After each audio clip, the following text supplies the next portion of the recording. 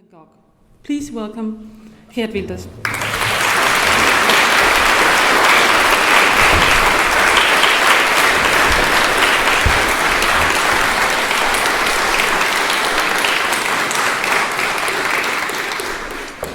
Thank you, my friends. It's always a pleasure to be in Copenhagen. It's a pleasure to return for me to this wonderful city, the home of my good friend and fellow freedom fighter. I have to call him my hero because he is Lars Hedegaard. It's always a pleasure to be at the capital of the Danish people, and it's an honor to be a guest of your great organization. The Danish Free Press Society is a beacon of light. Don't underestimate what you have in Denmark. It's a beacon of light for Denmark, for Scandinavia, for the whole of Europe, for the entire West. Your staunch defense of civil liberties, such as freedom of speech, serves as an inspiration for many, including myself and my party. And on a moment like this, where the free world, indeed, I'm not so positive, I'm not so optimistic, where the free world is in mortal danger as we speak, an organization such as the Danish Free Press Society is more needed than ever. So thank you, my friends, for being here. Exactly 10 years ago today, my fellow countryman Theo Van Gogh fell as a martyr of free speech. And I remember that morning very well. I was sitting in my office in the Dutch Parliament, and my security detail that I just got a few weeks before started getting nervous. Journalists came asking me if I knew what happened and if I really would give a reaction, but nobody could. Nobody really believed and sensed what happened at that moment, 9:45 in the Netherlands on November 2nd, 2004. But we all realized that the Netherlands would never be the same again. Unfortunately, very few lessons have been learned since that horrible day in 2004. Islam, as you know, claims that Mohammed was a prophet. But Mohammed was not a prophet. Theo Van Gogh was a prophet. Van Gogh saw what was coming. He spoke out forcefully against the danger of Islamization. And as you all remember, he also just made a short movie together with my then colleague Ayaan Hirsi Ali about the plight of women in Islamic society. A movie called Submission. And that, ladies and gentlemen, that is why he was murdered. And his assassination should have been an alarm bell. But it was not. Van Gogh warned us in a strong language. He used very strong language, as clear as the colors that his great-grand-uncle Vincent used when painting his landscapes. Theo Van Gogh was a brave man. When he realized the dangers of Islam, he did not run away like a coward. And he would have hated to see how our freedom of speech has been restricted in the 10 years since his death. Ladies and gentlemen, dear friends, the more Islam we get, the less free our societies become. And that's not only because of the Islamization process, but also because of the weak appeasers who call themselves politicians in Denmark, in Holland, all over the Western world. We are no longer allowed to crack jokes or to draw cartoons if Islam feels insulted by it. If you do so anyway, your life is in danger, as Geert Wilders and Lars Vilks can testify. You might even get arrested, as happened a few years ago with the Dutch cartoonist Gregorius Nekschot. Sure, the charges against Nekschot were later dropped, but if you value your life, if you prefer to avoid trouble, the message is better not to do anything that might remotely insult Islam. We are no longer allowed to tell statistical truth, as Lars Hedegaard experienced when he referred to rape figures in Islamic families. A murderer came to Lars' door, and the state authorities prosecuted him for so-called hate speech. Sure, the Supreme Court eventually acquitted Lars. But then again, the message is that if you value your life, if you prefer to avoid trouble, it is better to keep quiet and not to offend Islam. We are no longer allowed to refer to scientific and historical research, as my friend, the brave Austrian human rights activist Elisabeth Zabadic-Wolff experienced. In a seminar on the historical figure of Mohammed, she mentioned that Mohammed had a crush on little girls and had sex as a pedophile with a 9-year-old called Aisha, which is, as we all know, the truth. But Elizabeth was convicted, and her conviction was even upheld by the Austrian appeals court. Once again, the message is that it's better to remain silent and not tell the truth if you want to avoid trouble. But Theo Van Gogh did not remain silent. And neither did Kurt and Lars and Elizabeth and Robert and my party and so many other freedom fighters in the West. We speak out. We will never be silent because we love our country, because we love our freedom, because we refuse to live in slavery, because we believe that without liberty, life is worth nothing. Liberty and human dignity, that is what we all stand for. So we are, as a matter of fact, the torch bearers for freedom. We are the torch bearers for democracy. We are the torch bearers for a civilization that indeed is far superior than other civilizations on earth, like the Islamic civilization. Last summer, in my hometown, The Hague, I witnessed scenes which brought back memories of the darkest period of our history, the Nazi era. Sympathizers of the Islamic State paraded in our streets, in the streets of The Hague. They carried swastikas. They carried the black flag of the Islamic State. They shouted, "Death to the Jews."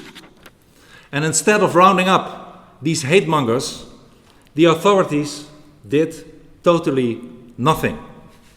But when we warn against Islam, the authorities call it hate speech. They bring us to court. But when the grim forces of hatred march down to our own streets, the police look on and do not interfere. It's a disgrace, it's a scandal, and it's intolerable. Islam, ladies and gentlemen, Islam is waging a war against the West. Indeed, we are at war. Only fools can deny it. For Islam has declared war on us. And America and its allies are currently bombing the Islamic State in Syria and Iraq. And that's excellent. My party supports this offensive, and I'm glad that Dutch and Danish F-16s participate in it, and that our two nations stand shoulder to shoulder in this endeavor. We should liquidate Abu Bakr al-Baghdadi and all the other criminals who are leading the Islamic State. The sooner, the better. But we have to do more than that. Far more important than fighting the Islamic State abroad is the fight to preserve our own security in our own countries, in the Netherlands, in Denmark, in all the other European and Western countries. It's our homes that we should protect. It is just, once again, it is just to bomb the Islamic State in the Middle East. But our first priority should be to protect our own nations, our own freedoms, our own people, our own children here at home. Recently, the Dutch authorities prevented more than 40 jihadis to leave our country when they attempted to go to Syria to fight in the ranks of the Islamic State. Their passports were seized and they were sent home. They were sent home instead of being jailed. So these criminals now walk the streets of the Netherlands and make them unsafe. You may have heard that the jihadis who recently murdered soldiers in Canada were also people whom the authorities had previously prevented to leave Canada for Syria and who were not arrested. Can you believe it? Who were not arrested and went free on the streets of Canada. And blocking the exodus of those who want to wage jihad elsewhere and not detain them is sheer stupidity. Keeping them in our own countries as free people means that they will hit us here. So we must hasten their exit instead of preventing it. But let them never return. This is the thing we should do. Not stop them from leaving, promote them leaving our country, reinstate border controls, and let them never go back. I rather want them to behead people.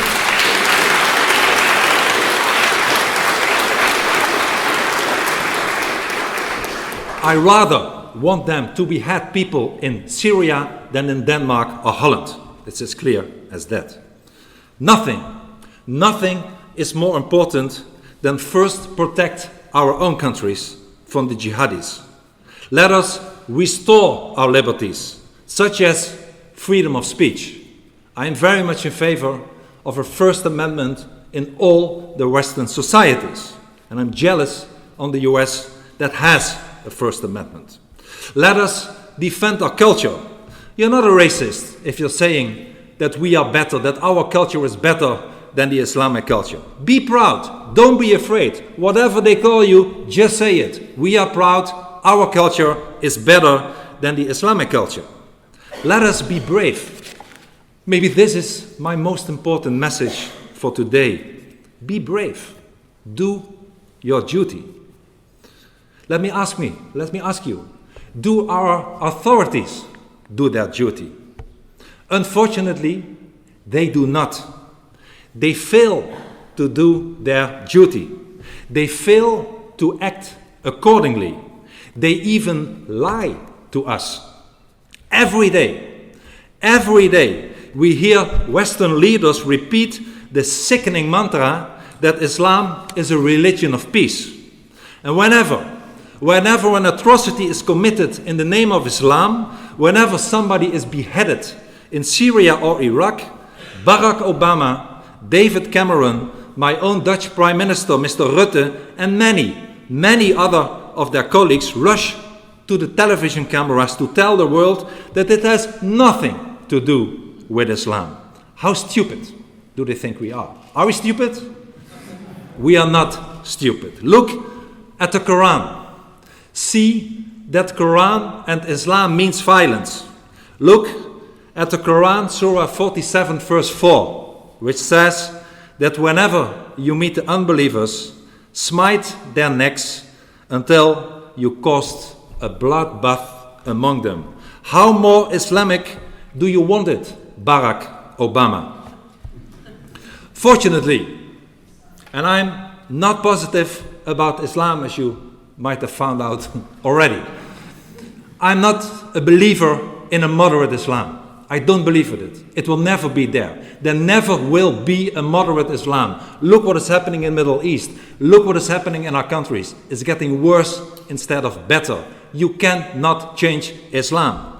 But there are, of course, moderate people. And I believe in moderate people. Fortunately, the eyes of ever more people are opening to the reality that the political elite is lying and not doing enough. In my own country, in a poll from last June, just a few months ago, it showed that 65% of the Dutchmen are convinced that the Islamic culture does not belong to the Netherlands. And in France, 74% find Islam incompatible with French society. And in Britain, fewer than 1 in 4 think that following Islam is compatible with the British way of life. And in Germany, over 2/3 of the population think negatively about Islam.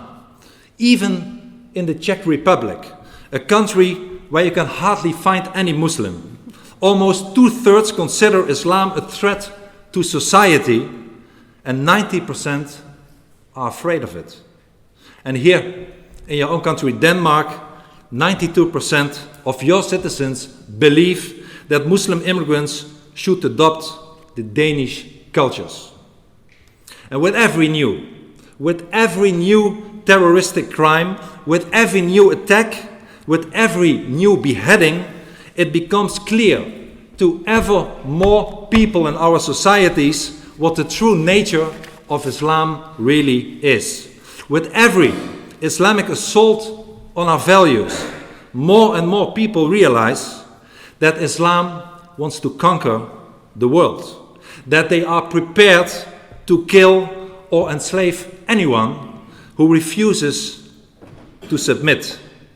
Islam means submission, and that is ready, people are ready to commit the biggest atrocities to achieve this goal.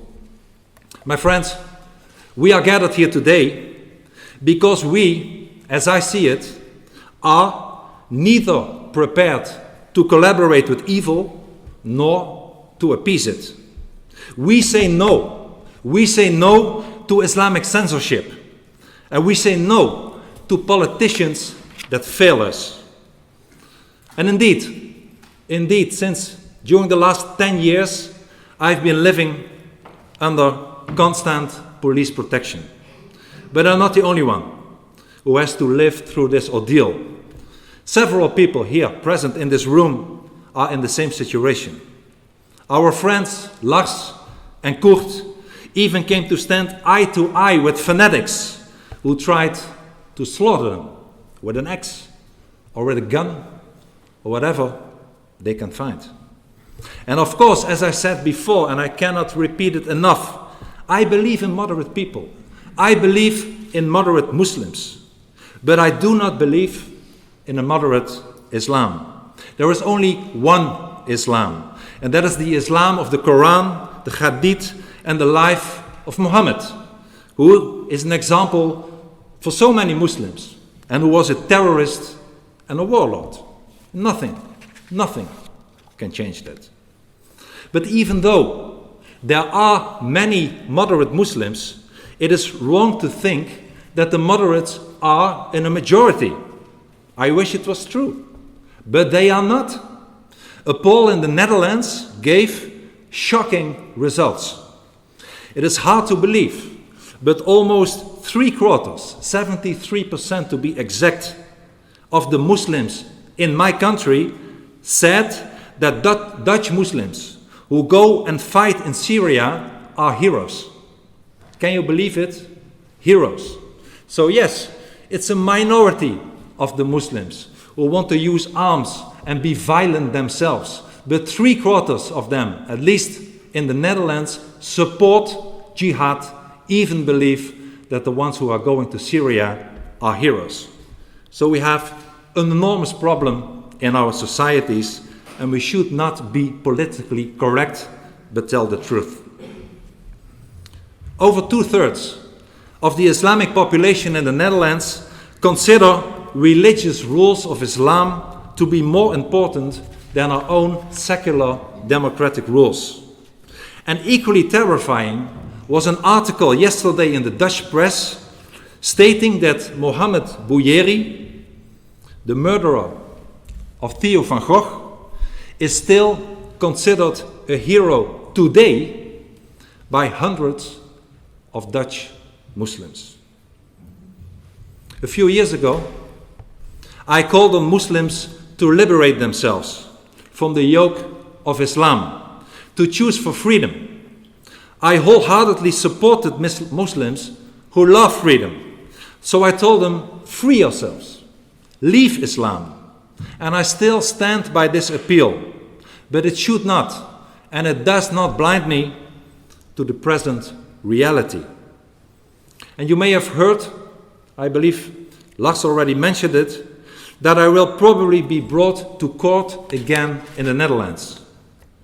3 years ago, I was taken to court on hate crime charges. The court case lasted almost 2 years. Fortunately, I was acquitted on all charges.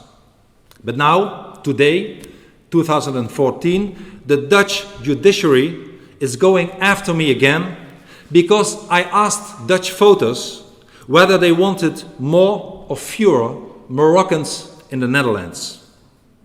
And you have to understand that Moroccans are the largest Islamic population in my country. In the Netherlands, the Moroccan problem is the problem of Islam, as a matter of fact.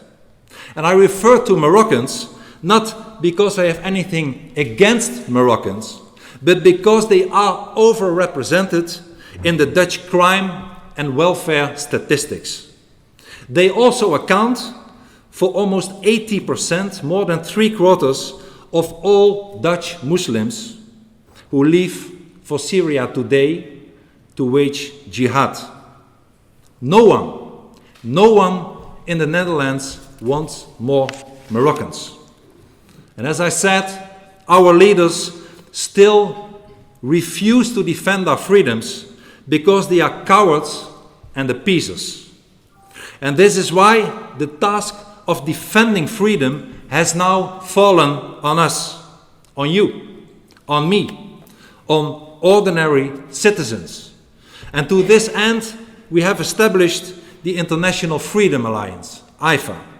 We want IFA to be a shield for all of those who refuse to submit to Islamic tyranny.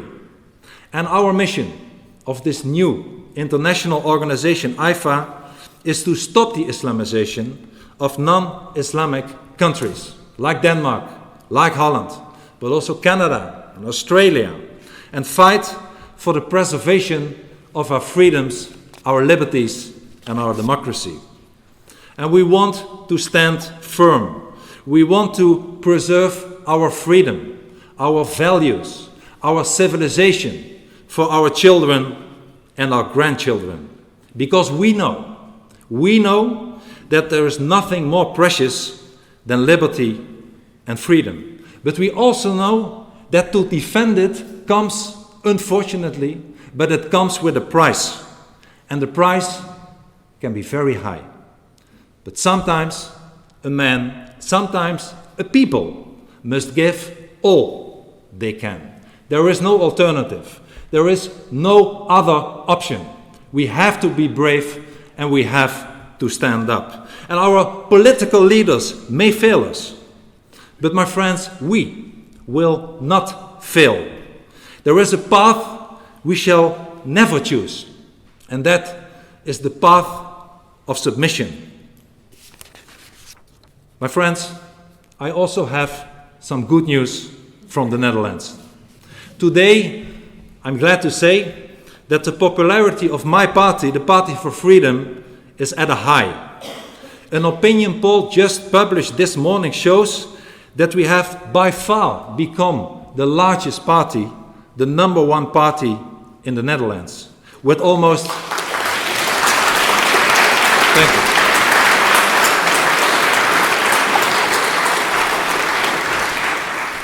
Thank you.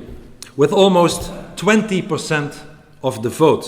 1 out of 5 Dutchmen would vote for my party if there would be elections today. Unfortunately, there are no elections today, but they would vote for us today. And the policies that we stand for are also more popular, getting more popular than ever. And there I fully agree with Daniel Pipes. The positive thing is not the politicians, but the positive thing is that the people of our societies are wakening up. Are wakening up. We have to stand up. And what is the policy that my party advocates? We want to stop, a full stop, for all immigration from Islamic countries. Whatever we do, if we don't close the borders, if we don't getting more people from Islamic countries, and everything will fail. Trust me, immigration is number one. Second, we want to stimulate the voluntary re-immigration from people to Islamic countries. Third, we want to expel all criminals, even if they have dual citizenship, deprive people of the Dutch nationality and send them away. And fourth, we want to de-Islamize our nation. No more mosques, no more Islamic schools. Enough is enough. Dear friends, there is a lot of work to do. We, the defenders of freedom and security, have, as I believe, an historic duty. Our generation has been entrusted with a huge task to oppose Islam and to keep the flame of liberty burning. And I say it without exaggeration.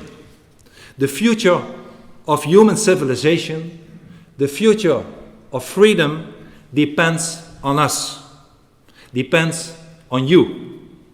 Now is the time when everyone in the West must do its duty. If we do our duty, we are writing history here today. So let us do our duty. Let us stand up with a happy heart, but with a strong spirit. Let us go forth. Be courageous. Save our freedom. Thank you so much. Thank you.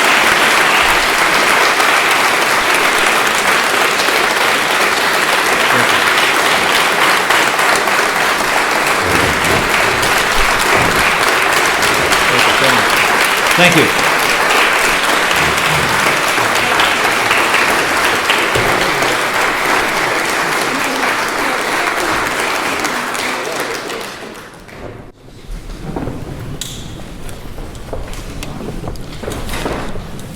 Thank you.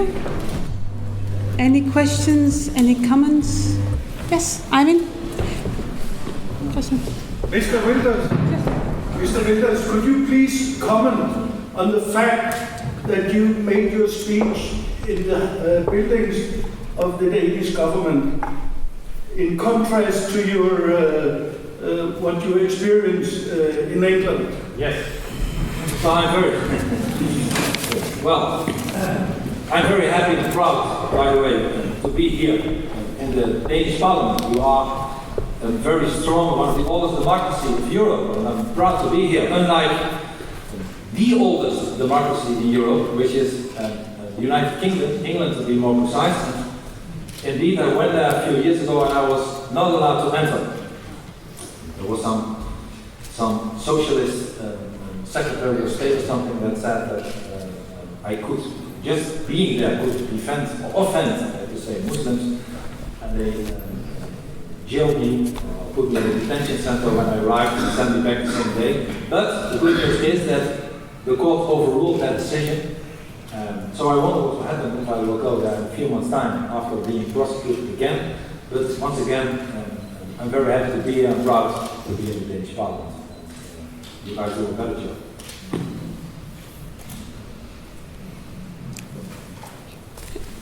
Aya?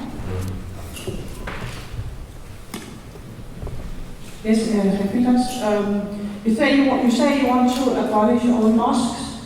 How does that go with the freedom of religious expression? Don't you think it's going a step too far to abolish them? Yes, I like to go a step too far, because then you get half, and then there's a compromise. So always go a step too far, please. It's my advice to your politicians as well. I didn't say no more, I said no more mosques, which means no extra, no mosque being built extra mosques. And I believe, once again, according to me, I know about the freedom of religion. But if I'm honest, and I studied Islam quite thoroughly in the last decade, even more, and I'm not the only one of this opinion. I believe that Islam is not so much a religion as it is a totalitarian ideology. Sure, it looks like a religion. It has a temple, it has an imam, it has a holy book. But at the end of the day, unlike other real religions, it wants to rule every aspect of one's life and of society. So I compare it, and I always did, and this took me to court once, but I survived, is that compared to other totalitarian ideologies, like communism or fascism. If you in the past wanted to leave communism or fascism, the penalty was death. This is what totalitarianism looks like. You cannot leave it. It's the same that happens with Islam when we want to leave Islam. The penalty is death. It's not the case with Christianity, Judaism, or Buddhism. So there are many other arguments, but I believe that at the end of the day, Islam is not so much a religion, but a totalitarian ideology, and therefore we should not have to grant them all the rights that our constitution gives to the freedom of religion. It's not a majority point of view, but we'll get it.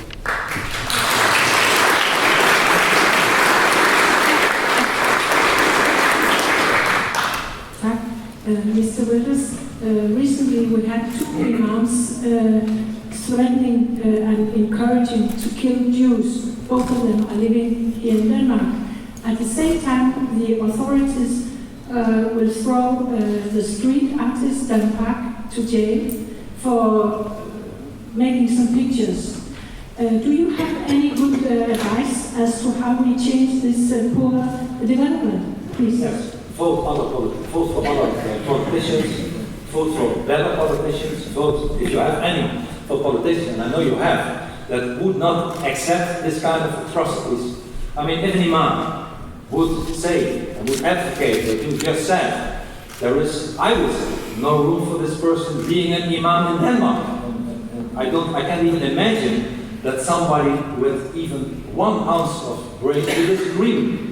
So if you incite to violence, this was incitement of violence, I believe that you should either be jailed, sent out of the country, but certainly not be an imam anymore. And if we don't stand up to this kind of measures, nothing will help, because once again we will give them the signal that it's acceptable, that we are dhimmis, that we are cowards, and we should not do that. Don't accept it. Yes? Any more comments from... Yeah. Geert Wilders, thank you very much for your speech. Probably we could stretch it a bit further. I think you were quite moderate when you said Islam is a totalitarian organization. Would it be more correct to call it a military organization? Look at the mosques, look at those lines, like military soldiers standing on lines. It's common in countries which have not yet been conquered, but there's a sword beside of the speaking place of the imam. If you leave the organization, they kill you. It's called desertion in military organizations. Well, yes.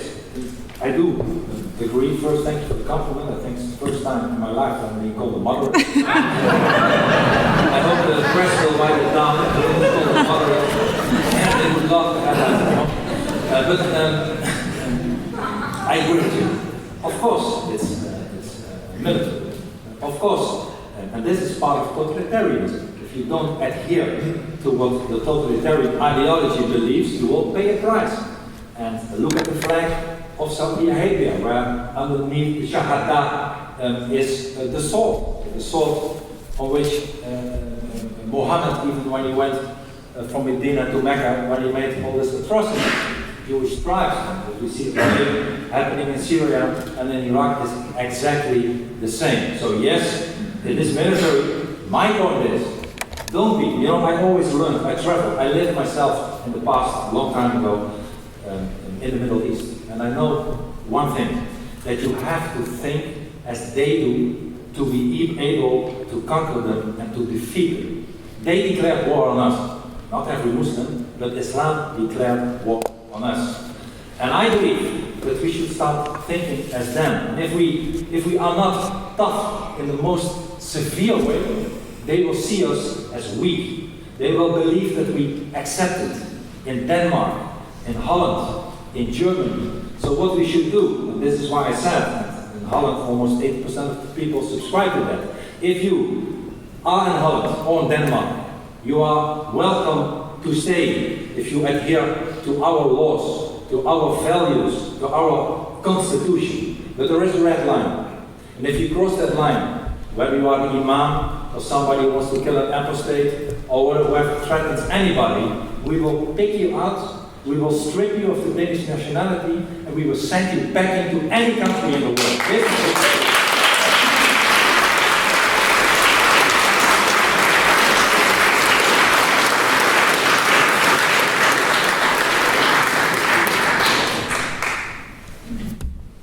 Yes, Daniel? As you know, I admire your courage and your clear analysis, but I also disagree, as you know, with one thing you say. You said there will never be a modern Islam. And I don't know how you know that. Islam has changed. I'm a historian. I'm a historian. Studies change over time. Everything human changes over time. I took up the study of Islam in 1969, 45 years ago. Islam is very different and much worse than it was in 1969. If it can get worse, it can get better. Islam changes. I can we have a seminar and I'll tell you about how Islam has changed. How do you know it can't get better? How do you know there can't be a modern Islam? Why are you rejecting this possibility beforehand? Now, Lars is skeptical, I accept that. But you're saying absolutely no, it can't happen. Yes. Well, Danny and I know each other for a long time, and we do respect each other, and we have had the discussion many times before, and sometimes we even agree to disagree. But indeed, I don't believe that Islam will ever change. Islam is the word. Look at the Quran. The Quran is, together with the Hadith and the life of Mohammed, Surah, the Quran is the way, the basis of Islam.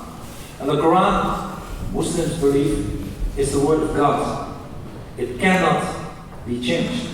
And of course, people change. Daniel, I believe that. I don't believe that Islam has ever changed in the past. When it got worse, and indeed it did, it gets worse every day, then it's because people change. And people change, unfortunately, for the worse, not for the better. So yes, I believe that even though today it gets worse every second, look at the Islamic State, look what is happening in your country, in my country, that will not change. But the people can change. And I'm not a theologian. I believe that, once again, why people believe in Islam, it's none of my business. But I am a politician, I'm a lawmaker, and I tell you what I just told you before, that I'm not interested in it changing or not. I'm interested in the people.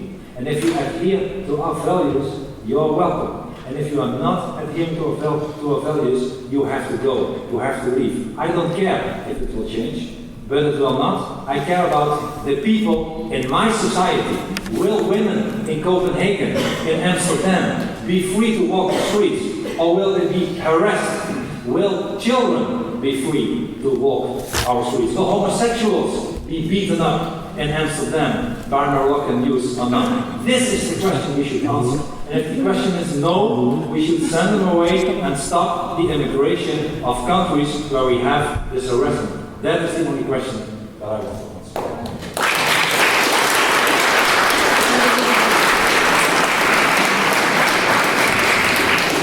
Daniel, do you want to comment on that? Yes, we have argued this for a decade and more. And I agree with your point about the actions being unacceptable and people changing. So we agree on that. But still, you made very clear in your opening remarks that Islam, modern Islam, there'll never be a modern Islam. So let's put aside the actions of people. Fair enough. Why can there not be a modern Islam? The Quran remains the same, but interpretations of it change. Let me give you one example. There's this short phrase in the Quran, "La ikraha fi din," meaning there should be no compulsion in religion. This is a phrase which over the millennia has changed its understanding, its interpretation. I wrote an article in which I showed some dozen different historical understandings of what this term means, from the most rigid and limited to the most liberal.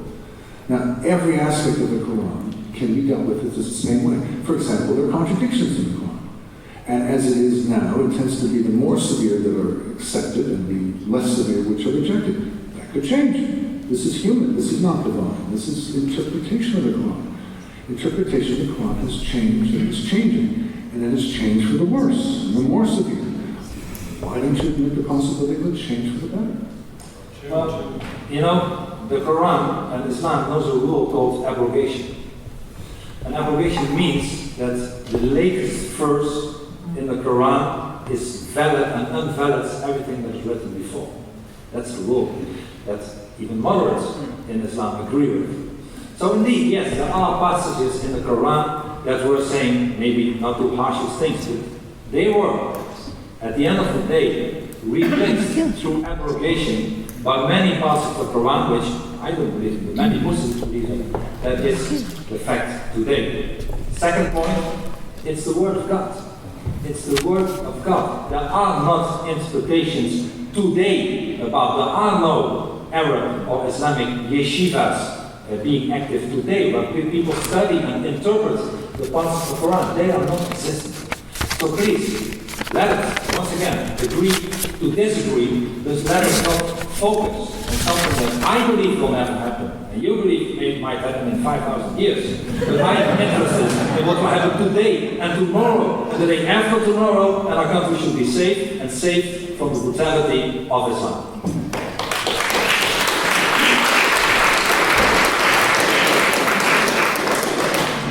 I give the word to Lars Hedegaard, another historian, and then we have 3 more questions, and then we'll stop.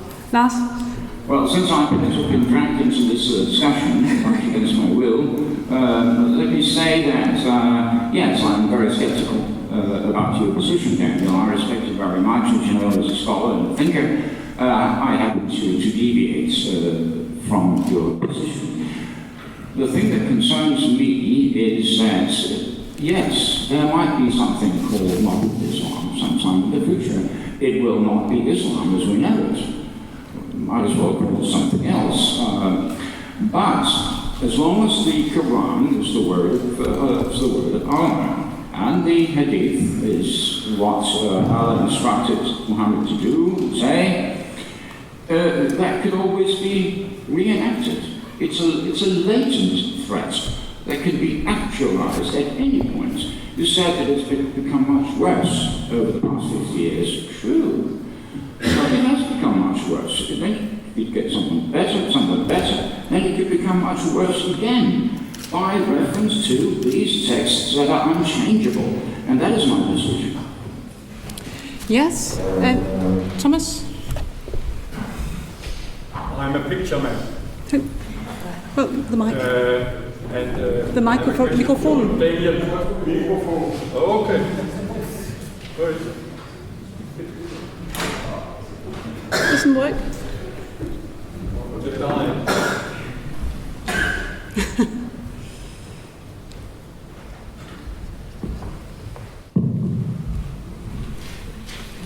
I said, I'm a picture man, and this is a question to Daniel Pines, as a historian. Isn't it so that you could compare Islam to a flu? It goes worse and disappears and comes back next year. That's my question about change of Islam. 500 years ago, the three major monotheistic religions shared a number of features in common. For example, all of them prohibited interest on money in some fashion or other, and all of them permitted involuntary servitude, slavery.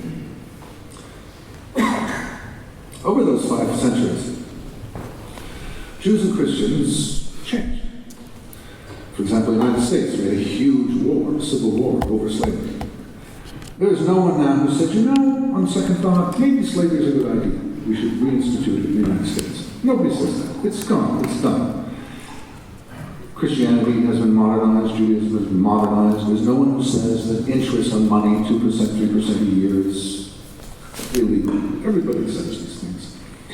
And the status of women and many, many other issues have fundamentally changed in these two religions. They have not changed in Islam for various historical reasons, but they can change. And once they change, and once slavery has really been rejected, and interest has really been accepted, which has not been, and the status of women has really changed as well, and many, many other things, then you have a modern Islam. It will not go back to being a pre-modern Islam. There are shifts that have taken place. Christianity is a very different religion from what it was 500 years ago, or even 200 years ago. It's a very different religion. I urge you to do some reading on it, how remarkably it has changed. Judaism is a fundamental. Spinoza from the Netherlands was excommunicated from Judaism because he said you don't have to follow all the laws. Nobody says that now. Of course, most Jews, 90, 85, 90% of the Jews do not follow the laws. Judaism was historically a religion of laws, and it's not so for most Jews now.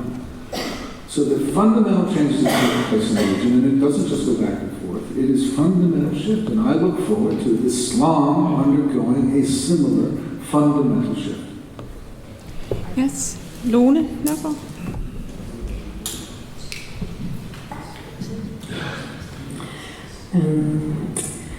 I want to agree with you, Mr. Pipes, but I tend to agree with Geert Wilders.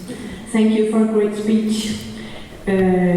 You really have a great rhetoric, and I try not to get too affected by it. But I want to stick to some of your more pragmatic suggestions. You speak about duties.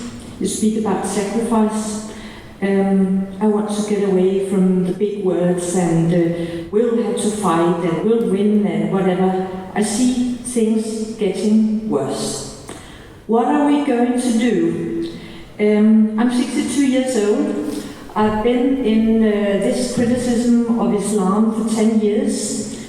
I've studied, I've written, I've tried to do all that I can, and things are getting worse. I try not to be too melodramatic, but should I sacrifice my life? Would it be a good idea if I wrote an article such as Monsieur Radke's calling Mohammed pedophilia, and then be sure to getting a fatwa? Should some of the older ones sacrifice themselves? Would that change something? What a question. It's a very good point, and of course, I would want you to live tomorrow as well, not only today. But numbers matter. Numbers matter in a society and in any democracy. So the easy question would be, and it's the truth, that at the end of the day, an only change in a democracy, unless you want revolution, but we are Democrats, is to change the political sphere in your country, to elect other politicians who are not afraid. And how do politicians work? I'm a politician for 15 years. Most of the politicians look at their constituents. What are their concerns? What are they doing? And of course, we don't all have to write an article like some of us do, or make a cartoon, as the brave cartoonist Geert Wilders did. But to make a point is that you have to get numbers behind you in politics. At the end of the day, that is the only change. And I'm positive there. Look at many countries in Europe, not only my own party. Unfortunately, not so much UK, because they are more interested Daniel in immigration from Eastern Europe, and I haven't heard them speak anything yet about Islamic immigration. But still, I mean, there is a change within the people. And if we now elect stronger parties, that would be the best thing to do. Not extreme parties. I mean, the biggest problem in the United Kingdom always was that you had only conservatives and you had the British National Party, which were really racist, and nothing in between. Now we have another party that perhaps doesn't address Islam so much, but will bring a change in the political atmosphere. You here have the Danish People Party. In the Netherlands we have a party. In France, even though you might not agree with everything that they stand for, the Front National, certainly under the leadership of Marine Le Pen, is a different party, a strong party. She might be the new president in the future of France.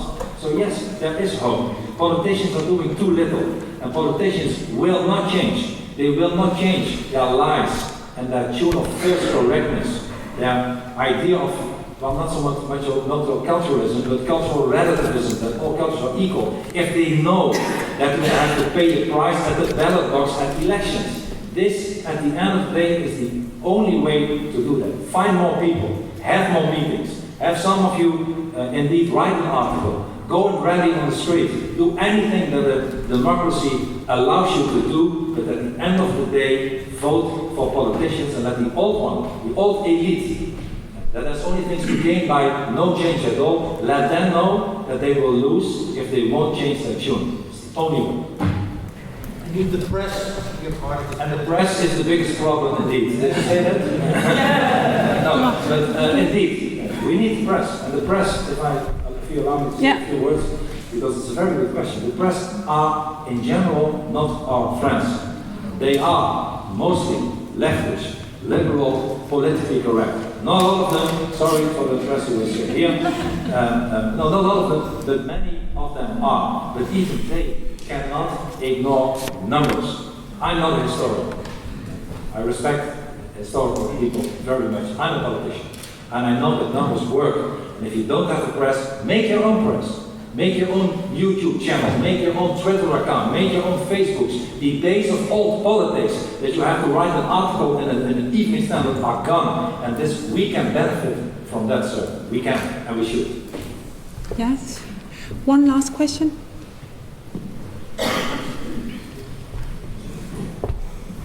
Yeah, this is a question to Mr. Pipes.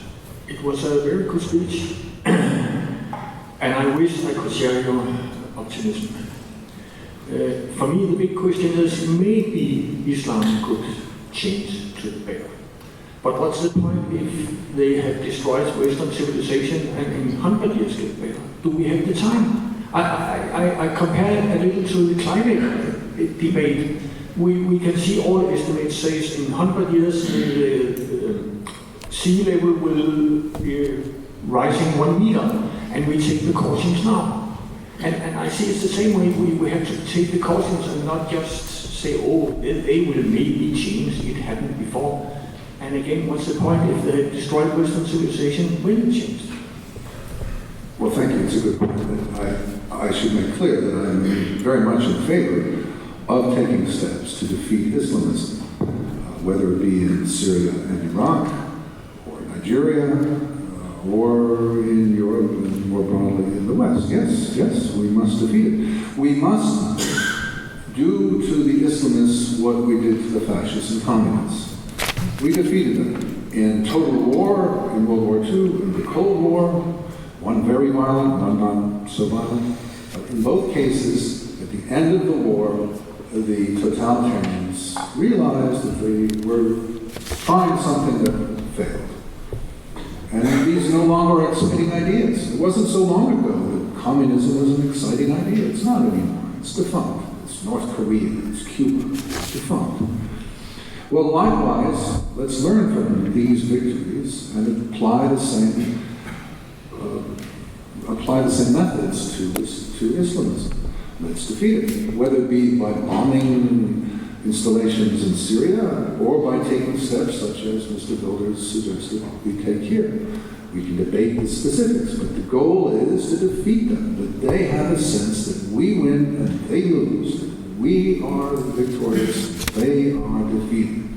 Now that's one point. We are in complete agreement.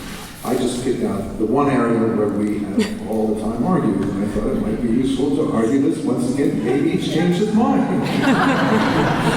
So it's just that little specific thing, which really is not that important, because whether you believe there can be a modern Islam, whether you believe Islam can evolve or not, as you correctly point out, is not the issue of the moment. It is a theoretical issue. It is not a practical issue. And on the practical issues, I think all of us agree.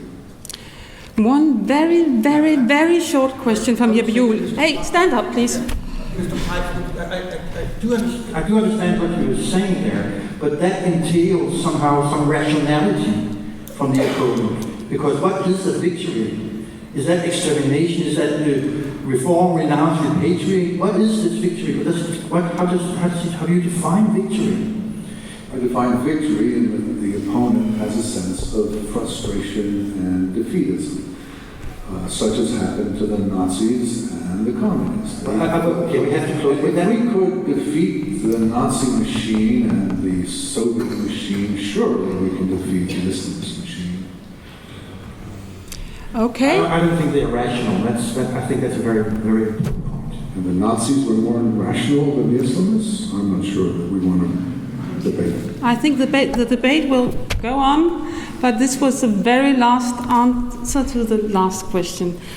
The conference has come to an end, and I would like to thank you, the audience, for coming here this Sunday, spending your Sunday afternoon in our company.